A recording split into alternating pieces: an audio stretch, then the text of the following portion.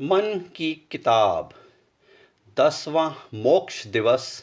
पूज्य पिता श्री नामामल जी। एक चिट्ठी स्वर्गीय पिताजी के नाम। वंदनीय देवता तुल्य पूज्य पिताजी, मैं ये मानता हूँ कि आप 14 जुलाई 2012 के दिन मुझसे अंतिम विदाई लेकर बैकुंठ धाम की यात्रा को निकल पड़े।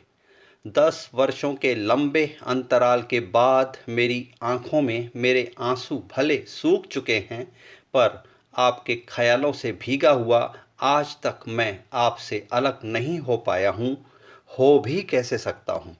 आपकी काया ने विदाई ली थी, पर आपकी शख्सियत की छाया से जुदा हो पाना इतना सरल नहीं था। आपके संपूर्ण स्वरूप को मैंने अपने आप में धारण कर लिया है, आत्मसात कर लिया है। आपकी प्रतिछाया बनने के प्रयास में मैंने हर दिन आपको ही तो जिया है।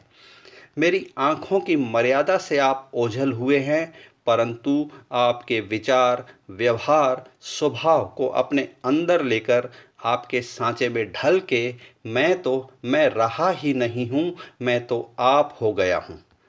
आपके व्यक्तित्व की पहचान सच्चाई और ईमानदारी, आपके व्यवहार की सरलता और रिश्तों को निभाने के लिए आपकी झुकने की अदा के ताने बाने से बुनी हुई चादर ओढ़ के मैं पितामह हो चुका हूँ। मेरे सारे कदम आपकी बनाई पगडंडी पर ही उस दिशा में बढ़ रहे हैं जहाँ मैं आप जैसे पिता का पुत्र कहलाने का गौरव पा सकूं। आपके प्रति की गई भूलों से मैं इनकार नहीं करता हूँ, परंतु आप भी तो ऐसे पिता नहीं हैं जो मुझे कोई सज़ा देने की सोचें भी, बल्कि आपकी उदारता भरे विशाल हृदय के आशीर्वाद के झूले में झूलते हुए आपके पुत्र होने के सौभाग्य का सुखद आनंद ले रहा हूँ। एक तरफा आपके साथ वार्तालाप करके मैं वैसा ही आत्मिक सुखद क्षण जी रहा हूँ जैसा परम पिता परमात्मा के प्रति कोई श्रद्धालु भक्त अपने इष्ट से मन ही मन बातें करके अपने इष्ट को अपने ही अंदर विराजमान मान के आनंदित होता है।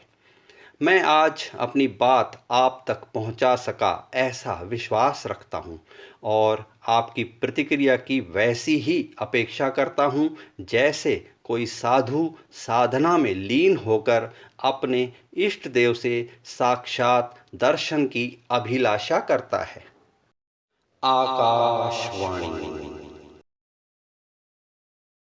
बेटा रमेश, पगले, आज तुम मेरा 10वां मोक्ष दिवस मना रहे हो, परंतु मोक्ष या आत्मा की मुक्ति के लिए तुमने मुझे अपने से अलग करके अपने से दूर जाने ही कहाँ दिया है। आज भी तुम मेरे होने के एहसास के साथ जी रहे हो, तो हकीकत में तुम्हारे अंतर्मन में ही आज भी मेरा वास है।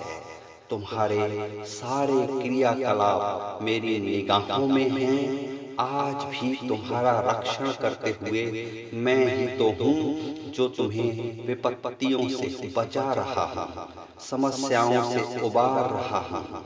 तुम्हारे घट में हाजिर रह के मैं ही तो हूँ जो तुम्हें सुमति देता हूँ कि कब, कहाँ, कैसे, किससे क्या व्यवहार करना है, कहाँ बोलना है, कहाँ मौन रहना है।